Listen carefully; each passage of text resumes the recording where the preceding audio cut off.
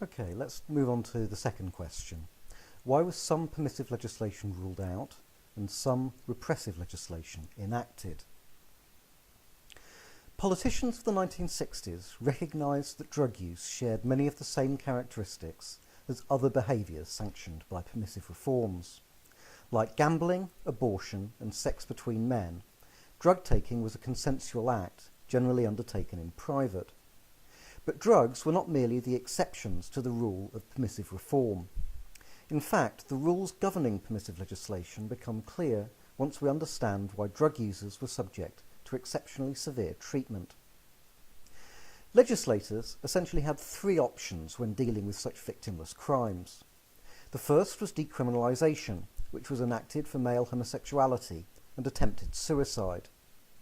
The second option was regulation, of the type deemed suitable for abortion and off-course betting.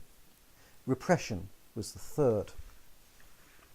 Decriminalisation was ruled out in the case of drug users because they failed to fulfil the criteria required of groups granted permissive reforms. That is, of being responsible actors exercising informed consent without injuring others. Those taking drugs were considered incapable of giving informed consent because, being addled and addicted, they were devoid of free will. They were also increasingly young at a time when youngsters were judged to display responsibility only when acting in the same way as adults. When following their own path, as well when taking recreational drugs, the young were branded immature, irrational, and in need of protection.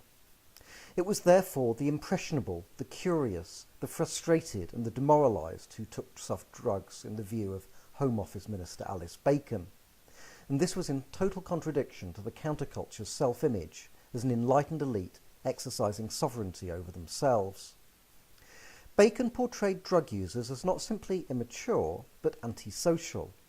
She condemned their broader opposition to traditional values and social judgments of all kinds, much as Shadow Chancellor Ian MacLeod included addicts among those who have rejected our society and who reject us.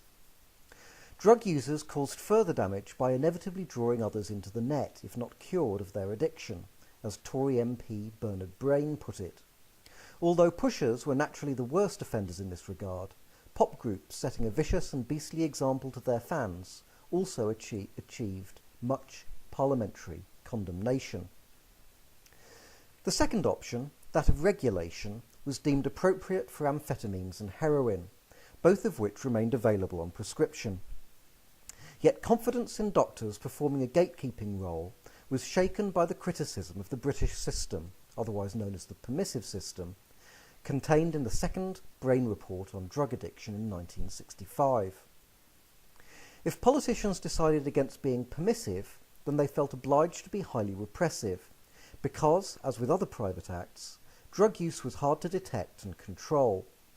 They accordingly introduced draconian measures, including the removal of general practitioners' powers to prescribe hard drugs and the granting to police of extensive sanctions to stop and search suspects. They criminalised those taking drugs bought legally abroad and the owners of venues in which drugs were consumed.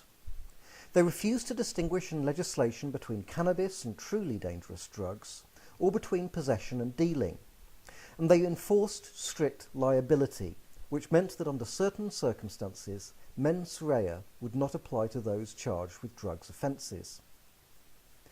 Several pressures induced politicians to tighten drug laws in the 1960s. One was the spiralling number of arrests and convictions. Another was the proliferation of new varieties of drug on the market, including sex juice, if the Times was to be believed. A series of media exposés added to the sense of crisis, with Bernard Brain noting that not a day passes without the press reporting a police raid on a coffee bar or a sleazy club frequented by teenagers, or arrests for possession, or stories about pop stars and drugs.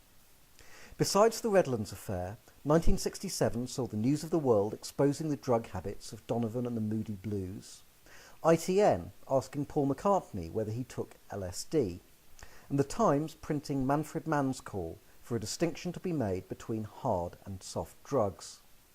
Politicians expressed alarm, with Labour MP Laurie Pavitt calculating that one rolling stone is equal to about 100 Malcolm Muggeridges in effect on young people. So to return to this second question, it's best to conceive of permissiveness as a strategy more than an ideology among legislators, the others being paternalism and punishment. Drug taking received the harshest treatment of the victimless crimes because it was perceived to be the newest and the greatest threat, with the potential to warp the minds of a generation.